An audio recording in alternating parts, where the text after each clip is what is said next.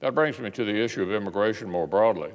Just a few weeks into the job, the Biden administration and Secretary Mayorkas are failing on our southern border. The number of unaccompanied migrant children in Border Patrol custody has tripled in just 2 weeks and now dwarfs anything seen during the last 4 years. Like I mentioned last week, this is not an isolated question of border policy alone. The backdrop behind this entire crisis is the giant push toward amnesty and insecurity that the administration advertised throughout the campaign and every time they step to the podium now. That's what has enticed people to flood in. Even now, administration staff keep parroting strange lines like, "Now is not the time to come." Now is not the time to come? Well, when is the right time to break federal law? There's going to be a good time to break into the country illegally, and people need to just be patient and wait for their signal? What on earth are they talking about?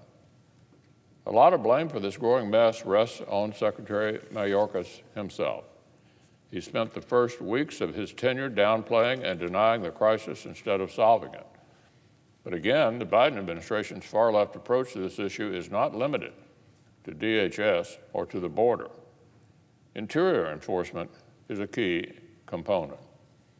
On Secretary Mayorkas' watch, we've seen what the Washington Post calls, quote, a sharp drop, end quote, in arrests by Immigration and Customs Enforcement, a collapse of more than 60% from just the prior few months. A political choice, in effect, not to enforce the law. Judge Garland must ensure the Department of Justice takes its duty to uphold the law more seriously. Now, on a related matter, after we confirm Congresswoman Fudge and Judge Garland, the Senate will consider 2 nominees I will not be supporting. They both report straight to the front lines of the new administration's left-wing war on American energy. They'd work to unbalance the balancing act between conservation and the economic comeback we badly need.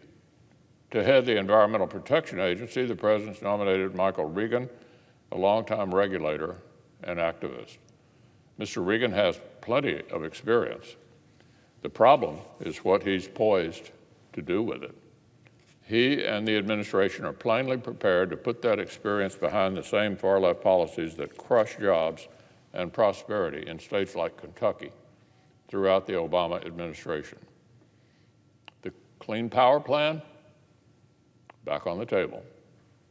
The absurd Waters of the United States rule, back on the table. Kentuckians know that when bad policies like those are on the table, it means their jobs, their livelihoods, and their communities are on the menu. Congresswoman Howland, the President's pick to lead the Department of Interior, was literally an original co-sponsor of the Green New Deal. She's vowed to, quote, keep fossil fuels in the ground, end quote, and once pledged, quote, to vote against all new fossil fuel infrastructure, end quote. Her record and her views ignore the fact that American energy independence fueled prosperity for the working class and middle class over the last 4 years. Yet in multiple of those years, our carbon emissions actually went down. The supposed choice between a clean environment and domestic energy independence is a false choice. It only exists as a zero-sum trade-off in the minds of Democrats. We have every reason to believe that voting for Mr. Regan and Representative Howland would be voting to raise gas taxes for families who are already struggling, voting to raise fuel and heating bills for seniors on a fixed income, voting to take the tough times we've been going through and making them even tougher. I'll be voting for American families and against both of their nominations.